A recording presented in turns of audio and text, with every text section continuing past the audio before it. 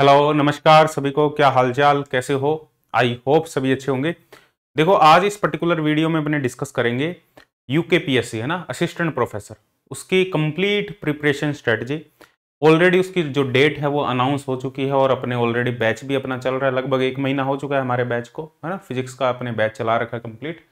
और इसमें क्या करना है कंप्लीट, कैसे प्रिपेयर करना है, किस हिसाब से प्रिपरेशन करनी है, कैसे किस हिसाब से प्रिपरेशन करेंगे अपने मैक्सिमम मार्क्स आज पे। देखो, जो एग्ज़ाम है उसमें नेट की रिक्वायरमेंट नहीं है, कोई पीएचडी की रिक्वायरमेंट नहीं है। तो इस वजह से नंबर ऑफ जो एप्लीकेशन है वो काफ़ी ज़्यादा ऑब्वियसली आए होंगे और अदर अदर स्टेट से भी एप्लीकेशन आ रहे हैं। उत्तराखंड वाले तो अप्लाई कर रहे हैं, बाकी अदर स्टेट वाले भी अप्लाई कर रहे हैं। सबसे पहले एग्जाम की प्रिपरेशन से पहले ये जानना जरूरी है भाई, एग्जाम है क्या, एग्जाम में है क्या क्या, हमें क्या क्या पढ़ना है, क्या नहीं पढ़ना है, एग्जाम पैटर्न क्या है, किस हिसाब से अपने इफेक्टिवली। ऐसे तो है नहीं कि तुम पूरा सिलेबस 100% कर दोगे, वो तो पॉसिबल ही नहीं है ना। 6 महीने में इतना सिलेबस पॉसिबल ही नहीं है। 100% तुम सिलेबस करके और उसको 10 बार रिवीजन भी कर लोगे, विच इज़ नॉट पॉसिबल। ठीक है, तो एक इफेक्टिव प्रिपरेशन अपनी क्या होनी चाहिए कि अपने मैक्सिमम मार्क्स लेके आ सकें, क्योंकि सभी बच्चों के लिए उतना ही टाइम है ना। ऐसे तो है नहीं कोई 10 साल से प्रिपेयर कर रहा है इसके लिए, वो तो है नहीं।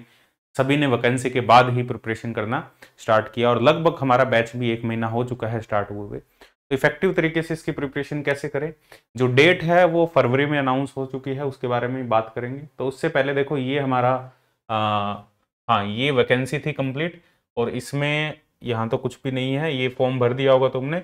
और इसमें एमएससी फर्स्ट ग्रेड, ठीक है, ये तो फॉर्म भर दिया होगा ना, इसके बारे में अपने बात नहीं करते। हाँ, सीट्स थी इसमें 41 सीट्स थी टोटल। अब बात करते हैं अपने, देखो अपने एग्जाम पैटर्न की बात करें। सबसे पहले एग्जाम पैटर्न को जानना जरूरी है कि एग्जाम पैटर्न है क्या। देखो, इसमें फिजिक्स वालों के लिए मैं बात करूंगा। फिजिक्स वालों के लिए इसमें सबसे पहले तुम्हारी सामान्य हिंदी भी आएगी तुम्हारी, है ना। और इंग्लिश भी आएगा भाई तुम्हारा, इंग्लिश और तुम्हारा फिजिक्स, ये 3 सब्जेक्ट आएंगे भाई तुम्हारे। Hindi, English, physics. Hindi 100 number की होगी, इंग्लिश 100 नंबर की होगी और फिजिक्स 300 नंबर की होगी। इसमें 100 क्वेश्चन होंगे, इसमें 100 क्वेश्चन होंगे, इसमें नंबर ऑफ क्वेश्चन 100, इसमें भी नंबर ऑफ क्वेश्चन 100 और इसमें जो क्वेश्चन होंगे वो 150 क्वेश्चन होंगे। तो टोटल 500 मार्क्स का पेपर होगा, जिसमें से 300 की फिजिक्स होगी। मतलब 40% तुम्हारा जो पोर्शन होगा वो हिंदी प्लस इंग्लिश का होगा और 60% जो तुम्हारा पोर्शन होगा वो ओनली फिजिक्स का होगा। ठीक है, तो इक्वली इंपॉर्टेंट है, ऐसे नहीं कि हिंदी इंग्लिश को अपने इग्नोर कर सकते हैं। 60% फिजिक्स है तो फिजिक्स का सिलेबस भी काफी है। हिंदी इंग्लिश का जो सिलेबस है वो फिजिक्स के कंपैरिजन में कम है ना, उतना ज़्यादा टाइम नहीं लगेगा, फिर भी 40% काउंट होता है यहाँ पे। तो अपने बिल्कुल ऐसे तो है ही नहीं कि अपने इग्नोर कर दे, है ना, वो तो है ही नहीं, क्योंकि हिंदी इंग्लिश को इग्नोर कर दिया तो फिर तो सिलेक्शन होगा ही नहीं, ये तो डेफिनेटली मान के चलो। तो हिंदी इंग्लिश भी उतना ही इंपॉर्टेंट है जितना हमारा फिजिक्स इंपॉर्टेंट है। फिजिक्स में हो सकता है स्कोर कम हो जाए, लेकिन हिंदी इंग्लिश अच्छे से पढ़ लिया तो उसमें स्कोर कम नहीं होगा, उसमें स्कोर आएगा ही आएगा। ठीक है, अब बाकी तो वो किस लेवल की हिंदी दे, किस लेवल की इंग्लिश दे, वो एक डिफरेंट टॉपिक है हमारे पास में। ठीक है, और ये हमारे पास में 3 घंटे के पेपर होंगे, हिंदी के 2 घंटे के, इंग्लिश का 2 घंटे का, और जो फिजिक्स है उसका 3 घंटे का हमारा पेपर होगा। और इंटरव्यू 50 मार्क्स का होगा, 50 मार्क्स का इंटरव्यू होगा। इंटरव्यू को एक बार छोड़ दो, इंटरव्यू बाकी बाद की चीजें हैं।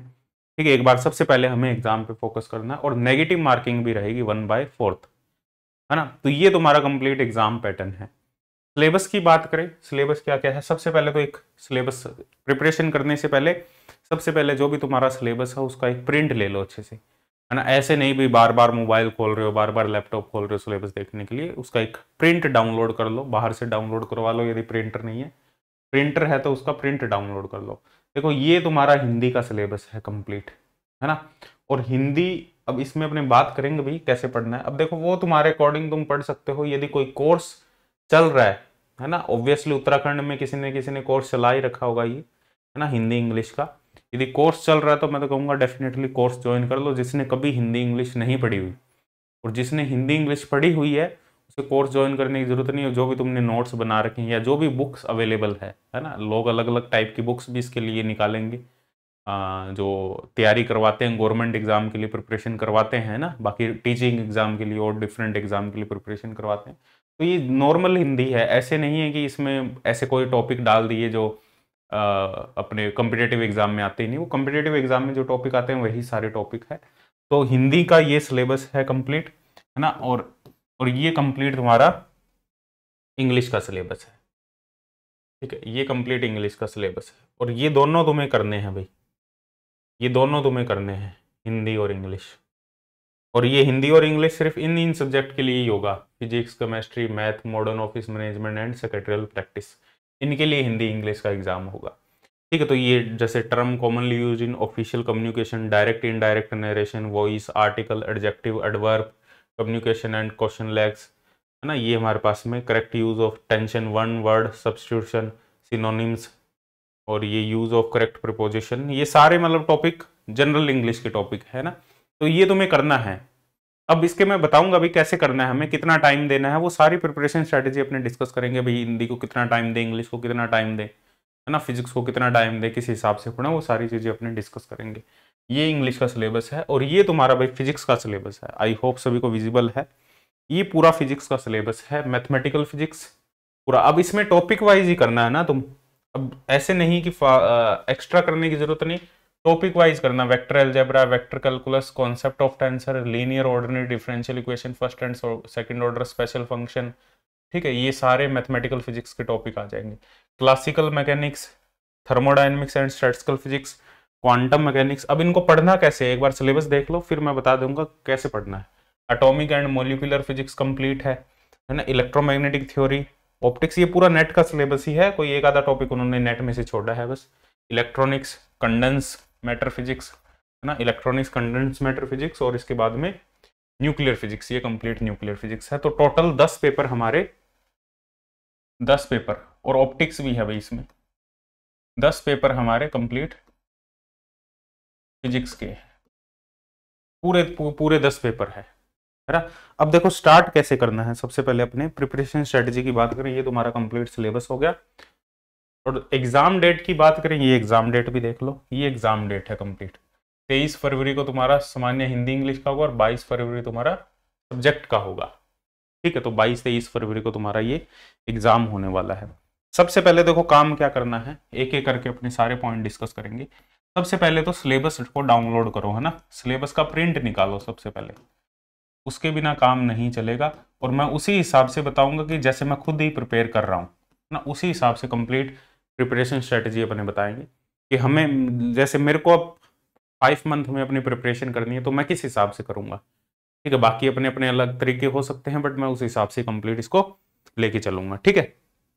तो सबसे पहले तो प्रिंट निकालें और उसके बाद में अपने सिलेबस को देखें अच्छे से, ठीक है। कौन से सिलेबस किस पॉइंट पे, अपने हिंदी इंग्लिश क्या हमने बिल्कुल नहीं पढ़ी तो अपने को कहाँ से पढ़ना है, सोर्स उसके ढूंढने पहले, है ना, सबसे पहले। फिर उसके बाद में सिलेबस निकालने के बाद में उसके सोर्स देखें, भाई सोर्स क्या क्या है, कौन कौन से सोर्स फाइंड आउट, सोर्स किसके देखने, हिंदी इंग्लिश के सोर्स देखने तुम्हें, है ना। हिंदी इंग्लिश का सोर्स देखो भाई, एक सोर्स फिक्स कर लो, चाहे टाइम लगा लो उसमें 2 दिन का, कोई दिक्कत वाली बात नहीं। किसी कोर्स की बात करें, किसी बुक की बात करें, है ना, जो भी तुम्हारे लिए सूटेबल हो। यदि कभी तुमने हिंदी इंग्लिश अच्छे से नहीं पढ़ा था 10th के बाद में, तो अब तो तुम्हें कोर्स की ही जरूरत पड़ेगी मेरे हिसाब से, है ना, क्यों खुद से नहीं समझ में आती इतनी चीज़ें। और यदि तुमने पहले पढ़ा हुआ है किसी कॉम्पिटेटिव एग्जाम के लिए तो कोर्स की जरूरत नहीं है, फिर तुम किसी बुक से भी काम चला सकते हो। तो सबसे पहले तो इनका एक सोर्स फाइनल कर लो भी, कहाँ से मेरे को हिंदी इंग्लिश पढ़ना है। सोर्स फाइनल हो गया, उसके बाद में फिर उसी सोर्स पे स्टिक रहो, फिर भटको मत इधर उधर, क्योंकि इधर उधर भटकोगे तो बहुत ज्यादा टाइम वेस्ट हो जाएगा, उसमें कोई मतलब वाली बात नहीं है। और फिर फिजिक्स के सोर्स की बात करें, देखो यदि फिजिक्स में तुमने नेट गेट की प्रिपरेशन की हुई है बहुत अच्छे से, रिसेंट में प्रिपरेशन की हुई है और अच्छे नोट्स बनाए हुए हैं और सारे टॉपिक क्लियर है ना, अच्छे से तुमने टाइम दिया हुआ नेट गेट के लिए, फिर तो तुम्हारे नेट गेट के नोट्स ही फॉलो करो, है ना, और कुछ फॉलो करने की जरूरत नहीं है। और यदि तुम्हारा नेट हुआ है, अच्छी रैंक से नेट हुआ है, JRF हुआ है, फिर किसी कोर्स की जरूरत नहीं है। और यदि तुमने कभी नेट की प्रिपरेशन नहीं की, जस्ट आफ्टर MSc की है अभी, और नेट की प्रिपरेशन नहीं की, या बहुत पहले से MSc की हुई है, या बहुत पहले नेट किया हुआ है, अभी कुछ भी याद नहीं है, तो तुम डेफिनेटली कोर्स की तरफ जा सकते हो, क्योंकि बुक से तो फिजिक्स नहीं हो पाएगी, डेफिनेटली नहीं हो पाएगी बुक से। मैं रिकमेंड नहीं करूंगा कि बुक से करो। कोर्स अपने भी अवेलेबल करवा रखा है कंप्लीट फिजिक्स का कोर्स, उसमें पूरा कोर्स अपने करवाएंगे कंप्लीट। और काफ़ी सिलेबस तो मैंने अपलोड भी कर दिया है, तो उसमें पूरा फिजिक्स होगा, ठीक है। पूरे 10 के 10 पेपर होंगे, जितने भी पेपर अवेलेबल है। तो सोर्स सबसे पहले फाइनलाइज कर लो। अब जरूरी नहीं कि तुम्हें मेरा समझ में आता तो मेरा कोर्स ज्वाइन करो, किसी और का समझ में आता तो किसी और का कोर्स ज्वाइन करो, है ना, वो तुम्हारे ऊपर है, तुम्हें समझ में आ रहा है। और हाँ, पॉइंट टू पॉइंट चीजें होगी, ऐसे नहीं कोई फालतू चीजें हो जाएगी, पॉइंट टू पॉइंट सारी चीजें होगी इसमें। तो जैसे ही सोर्स फाइनलाइज हो गया, अब उसके बाद में एक शेड्यूल बनाओ। थर्ड पॉइंट हमारे पास में एक टाइम टेबल बनाओ कि किस हिसाब से कितना पढ़ना है, किसको डेली कितना टाइम देना है। हमारे पास में अभी देखो आज की जो डेट है हमारे पास में वो है, मान लो सितंबर, 15 सितंबर। तो हमारे पास में 15 दिन तो सितंबर के हैं, सितंबर, अक्टूबर, नवंबर, दिसंबर और जनवरी और फरवरी, 15 फरवरी। तो हमारे पास में एक महीना तो ये हो गया, 2 3 4 5, पूरे पूरे 5 महीने हैं। 5 मंथ का मतलब है हमारे पास में 5 × 30, 150 दिन का टाइम है हमारे पास में, पूरे 150 दिन का समय है। अब 150 दिन में हमें रिवीजन भी करना है, कोर्स भी पूरा करना है, टेस्ट भी देने हैं, सारा काम हमें 150 दिन में करना है। तो 150 दिन में अपने क्या क्या करेंगे, कैसे करेंगे। अब 150 दिन में, अब देखो टाइम टेबल बनाओ इसका, प्रॉपर टाइम टेबल क्या होना चाहिए। देखो और चीजें यदि कर रहे हो, देखो सीरियस हो इस एग्जाम के लिए, तो बाकी चीजें किसी और चीज के साथ में नहीं हो पाएगी प्रिपरेशन। ऐसे नहीं कर सकते कि तुम जॉब भी कर रहे हो 8 घंटे की और उसके साथ में प्रिपरेशन कर लो, ठीक है, बहुत ज़्यादा मुश्किल है। वो तभी हो सकती है जब तुमने पूरा सिलेबस पढ़ लिया और अब तो तुम्हें जस्ट रिवीजन की जरूरत है, तब हो सकती है। या तुम कहीं और टाइम दे रहे हो, कोई और प्रिपरेशन कर रहे हो, किसी और एग्जाम की प्रिपरेशन कर रहे हो, तुम कह रहे हो भाई साथ साथ में हो जाएगा, नहीं, पॉसिबल ही नहीं है। फिर टाइम वेस्ट वाली बात है, फिर छोड़ दो, इसका मतलब करने की जरूरत नहीं है ना। प्रिपरेशन कर रहे हो, यदि देखो मैं सही सलाह ही दूंगा तुम्हें, यदि प्रिपरेशन कर रहे हो तो जो बाकी चीजें हैं, अदर जो हमारे पास में जो भी तुम्हारे जॉब है ना, और चाहिए अपने बात करें और अदर एग्जाम की प्रिपरेशन है ना, तो ये चीजें तुम्हें एक बार के लिए छोड़नी ही पड़ेगी यदि सही में इसमें सिलेक्शन लेना है, ठीक है, अदरवाइज नहीं हो पाएगा। देखो पूरा टाइम फोकस के साथ में, क्योंकि 150 दिन यार बहुत ज़्यादा टाइम नहीं है, 150 दिन बहुत कम है हमारे पास में, इतना ज़्यादा टाइम नहीं। 150 दिन का मतलब एक सब्जेक्ट को, फिजिक्स के एक सब्जेक्ट को 15 दिन ही जाएंगे, और 15 दिन में कहाँ होती है फिजिक्स, तुम्हें भी पता है। 100% सिलेबस तुम कर ही नहीं पाओगे, 100 तो हो ही नहीं पाएगा, तुम 80-90% तक पहुंच सकते हो, वो भी इनफ होगा, क्योंकि सभी की वही हालत रहने वाली। ऐसे तो है नहीं कि कोई 150 दिन में पूरा 100% सिलेबस कर देगा और 10 बार रिवीजन कर देगा, वो तो पॉसिबल ही नहीं है ना। तो जॉब यदि ऐसी जॉब है ना, जो अभी ऐसा लग रहा है कि हाँ छोड़ सकते हैं, काम चल सकता है, तो छोड़ भी सकते हो, कोई दिक्कत वाली बात नहीं है, वो तो फिर मिल जाएगी ना। मान लो ऐसे स्कूल कॉलेज में फंसे हो जहाँ बहुत मिनिमम सैलरी है और तुम बस फंसे हुए हो, ठीक है, फाइनेंशियल कंडीशन यदि सही नहीं है फिर तो देखो करनी ही पड़ती है ना, उसमें तो फिर सेक्रीफाइस करने पड़ते हैं। तो फाइनेंशियल कंडीशन भी ठीक है, बस तुम एक कंफर्ट जोन में फंसे हो उस जॉब के अंदर, तो मैं रिकमेंड नहीं करूंगा भाई। पूरा फोकस के साथ में देखो, यदि प्रिपरेशन करनी है तो फुल फोकस के साथ में करनी पड़ेगी। और डेली का जो टाइम मैं बता रहा हूँ, डेली का जो टाइम देना पड़ेगा, मिनिमम टाइम की अपने बात करें ना, यहाँ पे मिनिमम टाइम कितना इन्वेस्ट करना पड़ेगा डेली का, तो 8 घंटे मिनिमम इन्वेस्ट करने पड़ेंगे। और जॉब के साथ में तुम 8 घंटे नहीं निकाल पाएंगे, क्योंकि आदमी का जो ब्रेन की जो लिमिट होती है ना एक दिन में यूज करने की, वो 8 घंटे ही होती है, इससे ज्यादा उसका दिमाग काम भी नहीं करता और वो एफिशिएंसी भी नहीं आती। 8 घंटे या तो तुम जॉब को दे लो या 8 घंटे इस काम को दे लो। ऐसे नहीं है कि हम चलो 6 घंटे सो लेंगे, 8 घंटे जॉब पे चले जाएंगे, 8 घंटे पढ़ लेंगे, नहीं होगा वो, है ना। क्योंकि क्योंकि अपने और भी तो चीजें बहुत करते हैं ना, अपने कौन से फोकस्ड है, अपने फोकस्ड नहीं है यहाँ पे, क्योंकि अपना सोशल मीडिया का टाइम है, अपने इंस्टा को भी टाइम देते हैं, तो हमारे दिमाग की जो एनर्जी है वो पूरी की पूरी तो ड्रेन मोबाइल में हो रही है हमारी। तो अपने ऐसे तो है नहीं कि 8 घंटे जॉब करने के बाद में 8 घंटे ये सारी चीजें कर लेंगे, तो मिनिमम 8 घंटे तो तुम्हें टाइम देना पड़ेगा, है ना। अब करना कैसे है, देखो अब हिंदी और इंग्लिश और फिजिक्स दोनों को साथ साथ में लेके चलना है। फिफ्थ पॉइंट, करना कैसे है, करना कैसे है, एक सेकंड,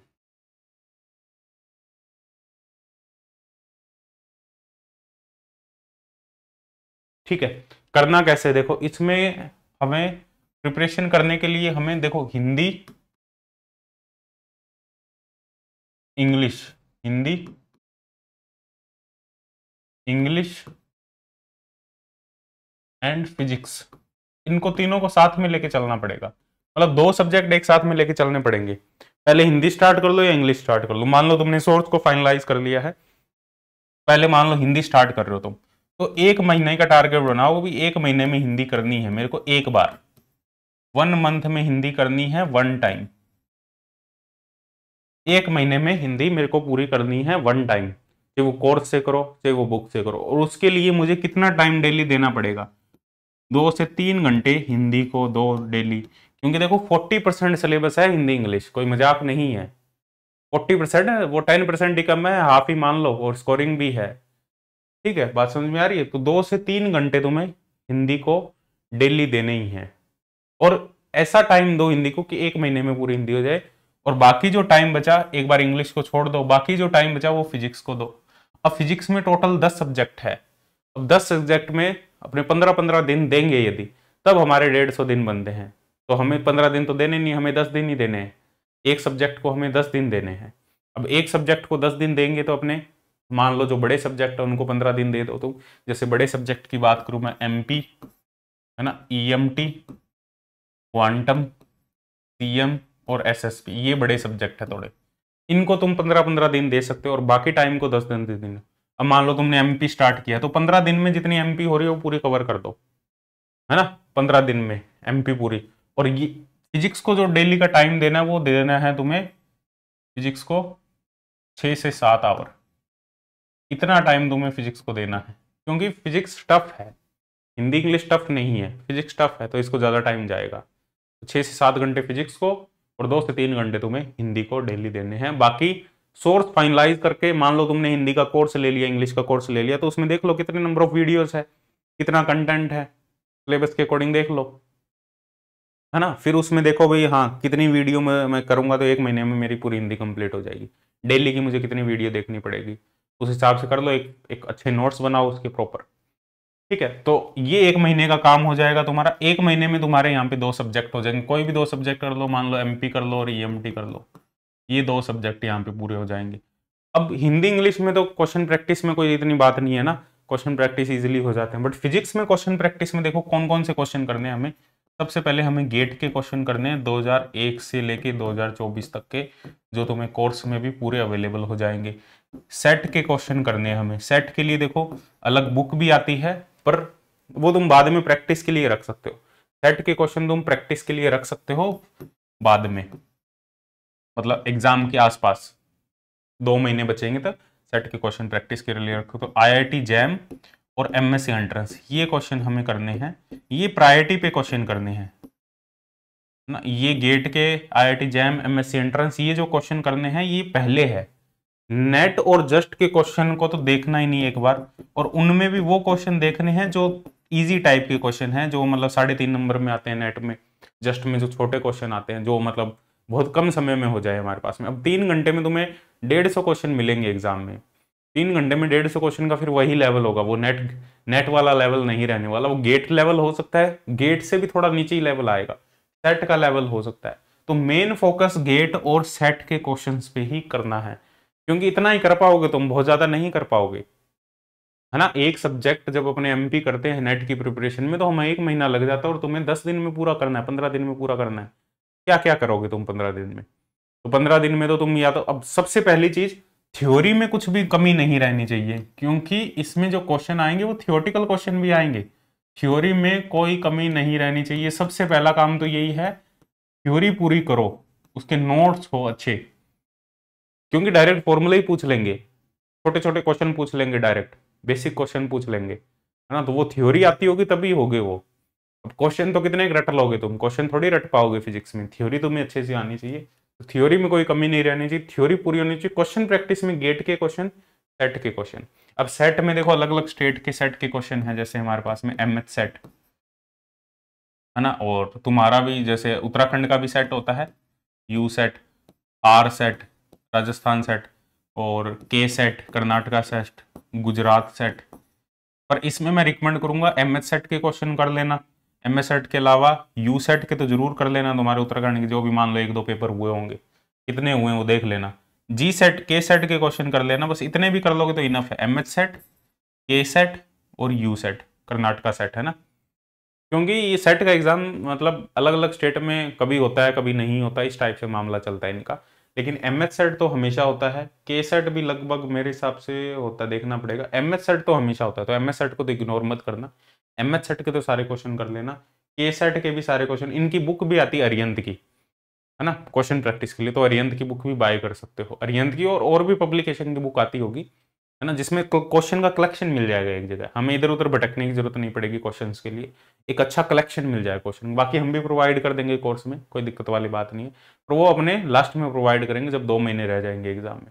ठीक, गेट के क्वेश्चन तुम्हें अभी से अवेलेबल है सारे, जितने भी है विद वीडियो सोल्यूशन अवेलेबल है ना, अपने जो कोर्स है उसमें वीडियो सॉल्यूशन के साथ में अवेलेबल है, आईआईटी जैम के, एमएससी एंट्रेंस के तुम्हें अवेलेबल है क्वेश्चन कोर्स में। ठीक है, बाकी नेट जस्ट के भी अवेलेबल है, पर वो मैं रिकमेंड नहीं करूंगा कि वो तुम साथ में प्रैक्टिस करो, क्योंकि क्वेश्चन का लेवल कम आने वाला है एग्जाम में। ठीक है, तो उस हिसाब से हमें प्रिपरेशन करनी, मोस्ट सबसे इंपॉर्टेंट थ्योरी पे फोकस करो, थ्योरी के साथ साथ में फिर ये वाले क्वेश्चन गेट के और सेट के और आईआईटी जैम के, क्योंकि क्वेश्चन रिपीट होंगे एग्जाम में। ठीक है, इन एग्जाम से क्वेश्चन डायरेक्ट रिपीट होंगे, देख लेना चाहिए। हो सकता है गेट से ही सारे रिपीट हो जाए, हो सकता है गेट सेट से ही सारे रिपीट हो जाए, होते हैं रिपीट, डेफिनेटली रिपीट होते हैं क्वेश्चन। तो इस हिसाब से तुम्हें फिजिक्स करनी है, डेली 6-7 घंटे फिजिक्स को और 2 से 3 घंटे हिंदी को। एक महीने में तुम पूरी एक बार हिंदी कर दो, फिर एक महीने में तुम पूरी इंग्लिश कर दो, एक महीने में हिंदी कर दो और एक महीने में तुम पूरी इंग्लिश कर दो, क्योंकि ये स्कोरिंग है भाई, ये सिलेक्शन करवाएंगे दोनों सब्जेक्ट। फिजिक्स हो सकता है सिलेक्शन को रोक दे, तुम पूरे टाइम फिजिक्स में पढ़ रहे हो, हिंदी इंग्लिश नहीं पढ़ोगे तो हो सकता है सिलेक्शन में कमी रह जाए, लेकिन हिंदी इंग्लिश तुमने अच्छे कर ली, फिजिक्स तुम्हारी थोड़ी सी भी वीक है तो ये सिलेक्शन करवा देंगे तुम्हारा एग्जाम में। तो ये सिलेक्शन करवाने वाले टॉपिक है ये हिंदी इंग्लिश, तभी मैं इन पर ज्यादा जोर दे रहा हूँ। एक महीने ये, एक महीने ये, फिर पूरा हो गया, एक बार अच्छे नोट्स बन गए, अच्छे नोट्स बन गए, फिर 15-15 दिन में इनको रिवाइज करते रहो, 15 दिन तो 3 महीने हो गए, फिर 15 दिन इनको रिवाइज करते रहो, 4 महीने हो गए, तो 3 से 4 बार रिवाइज हो जाएंगे, फिर 15 दिन रिवाइज करते रहो, तो 5 बार रिवीजन हो जाएगा। तो इसमें तुम आराम से 60-70% 80% भी स्कोर कर लोगे आराम से, जितना 200 नंबर का है तो 150 120 जितना भी तुमसे पॉसिबल, बाकी तो एग्जाम के लेवल पे डिपेंड करता है, पर अच्छा खासा यहाँ पे स्कोर हो सकता है तुम्हारा। ठीक है, और फिजिक्स में तुम्हें बस इनमें देखो 15-15 दिन दे दो 5 सब्जेक्ट में, 15 × 5 75 दिन तो यहीं गए। अब फिजिक्स को पढ़ना कैसे, मैंने बता दी पूरी थ्योरी, यदि तुमने पहले पढ़ा हुआ है नेट के लिए, गेट के लिए, जस्ट के लिए, तो जो सिर्फ नोट्स को रिवीजन करो, है ना, और नहीं पढ़ा हुआ तो कोर्स ज्वाइन कर सकते हो और डायरेक्ट अपने नोट्स बनाओ। अच्छे वीडियो को तुरंत फटाफट वीडियो को देखो, अपने नोट्स बनाओ, नोट्स बन गए, वीडियो के साथ साथ में नोट्स बनाओ, नोट्स बन गए तो उसके बाद अब बहुत ज्यादा दिमाग लगाने की जरूरत नहीं है कि मैं हर एक पॉइंट को अच्छे से समझूं, है ना, वो करने मत बैठना कि मैं हर एक पॉइंट को अच्छे से करता जाऊं और समझता जाऊं, और फिर फिजिक्स में ऐसे तुम जैसे एक होता है ना कि जब अपने करने बैठते हैं तो हमें लगता है यार ये पॉइंट कैसे आ गया, ये पॉइंट कैसे आ गया, कुछ चीज़ों को डायरेक्ट एक्सेप्ट कर लो, है ना, कुछ फॉर्मूला को डायरेक्ट एक्सेप्ट कर लो, ऐसे मत सोचना कि मैं इसको बुक से क्लियर करता हूँ, है ना, हमें अभी ज़्यादा से ज़्यादा चीज़ें एक्वायर करनी है ना, ज़्यादा से ज़्यादा चीज़ें हमारे दिमाग में सेट होनी चाहिए सिलेबस की, वो काम हमें सबसे पहले करना है यहाँ पे। तो ये हमारा 75 दिन 5 सब्जेक्ट में चले जाएंगे, बाकी 5 सब्जेक्ट बचे उनमें 10-10 दिन लगा लो, है ना, उनमें मान लो 10-10 दिन लगाओगे तो 50 दिन हो जाएंगे टोटल, और 50 दिन में वो बाकी 5 सब्जेक्ट कर दो, तो 75 और 50 हमारे 125 दिन, फिर एक महीना बचता है लगभग, एक मंथ में भाई रिवीजन और टेस्ट ही हो पाएंगे तुम्हारे, रिवीजन प्लस टेस्ट, तो इतना ज़्यादा टाइम तो है ही नहीं कि टाइम तुम वेस्ट कर पाओ, और बाकी चीज़ों के साथ में कर रहे हो तो भूल जाओ प्रिपरेशन, है ना, यदि तुमने सिर्फ रिवीजन ही करनी है फिर तो कर सकते हो, बाकी चीज़ों के साथ में करनी है तो प्रिपरेशन भूल जाओ, नहीं हो पाएगा, क्योंकि सीटें भी कम हैं, और देखो साफ बात है, मैं साफ बात कहूँगा, क्योंकि टाइम वेस्ट करने का कोई मतलब वाली बात नहीं है। ठीक है, यदि प्रिपरेशन कर रहे हो तो बहुत सीरियस होकर प्रिपरेशन करो, बाकी सारी चीज़ों को एक बार के लिए छोड़ दो, कोई दिक्कत नहीं है। तुम 8 घंटे, तुम शाम को 2 घंटे निकाल रहे हो तो 2 घंटे से सिलेक्शन नहीं होगा, बात समझ में आ रही है, 2 घंटे से सिलेक्शन होता तो मैं 2 घंटे साथ में प्रिपेयर कर लेता। अब मेरी तो फिजिक्स, मैं तो पढ़ाते हो फिजिक्स को, मेरे को टाइम हो गया, मेरे को तो हिंदी इंग्लिश ही करना है ना, अब 2 घंटे निकाल के मेरे को ही करनी होती तो मैं खुद तो एग्जाम ना दे देता। और वो है कि मेरे को पता है कि बिना टाइम दिए चीज़ें नहीं होती, मेरे को सारी चीज़ें छोड़ के इस पर लगना पड़ेगा तब जाके सिलेक्शन होगा, ऐसे सिलेक्शन नहीं होता, चाहे कितनी अच्छी फिजिक्स आती हो, ठीक ऐसी ही फिजिक्स आती हो, चाहे नेट के लिए मैं फिजिक्स पढ़ा रहा हूँ, पर एग्जाम की प्रिपरेशन अलग होती है, एग्जाम को एग्जाम के हिसाब से प्रिपेयर करना पड़ता है। ठीक है, तो उस हिसाब से प्रिपरेशन हमें करनी पड़ेगी, बात समझ में आई। हाँ, और जो टेस्ट सीरीज है, टेस्ट सीरीज की बात रहे, टेस्ट सीरीज इंपॉर्टेंट है। हिंदी इंग्लिश की टेस्ट सीरीज जो तुम कोर्स बाय करोगे वहीं मिल जाएगी, और फिजिक्स की टेस्ट सीरीज मैं कंप्लीट कोर्स में प्रोवाइड कर दूंगा, और अलग से भी प्रोवाइड कर दूंगा। जो मान लो जो स्टूडेंट ऐसा है जिन स्टूडेंट का फिजिक्स टेस्ट सीरीज अलग से ही प्रोवाइड हो जाएगी, बाद में प्रोवाइड करेंगे। और जिन स्टूडेंट का ऐसा है कि जिन्होंने नेट गेट की प्रिपरेशन की है, जिनको सिर्फ टेस्ट सीरीज चाहिए, तो वो भी प्रोवाइड हो जाएगी। और जो बैच के स्टूडेंट है उनको भी प्रोवाइड हो जाएगी। जिनको बैच ज्वाइन करना है तो बैच ऑलरेडी अपने ऐप पे अवेलेबल है, ऐप डाउनलोड कर लो, लिंक डिस्क्रिप्शन में मिल जाएगा प्ले स्टोर से, ठीक है। वो कंप्लीट बैच हमारा 1 ईयर वैलिडिटी का बैच है। तो जो नेट की प्रिपरेशन करना चाहते हैं तो वो भी इस बैच को ज्वाइन कर सकते हैं, क्योंकि सेम ही लगभग सिलेबस है, कोई डिफरेंस नहीं है सिलेबस में। और जो स्पेशली नेट की कर रहे हैं वो नेट वाला ही ज्वाइन करना है, वो दोनों की प्रिपरेशन करना है तो ये बैच भी कंबाइंड ज्वाइन कर सकते हैं, ठीक है। आई होप सारी चीज़ें समझ में आई। फिर भी कोई दिक्कत हो, कोई डाउट हो, तो जो डिस्क्रिप्शन है उसमें कॉन्टैक्ट नंबर सारे गिवन हैं, तो वहाँ पे कॉन्टैक्ट कर सकते हैं, ठीक है। तो मिलते हैं next session, bye bye, take care.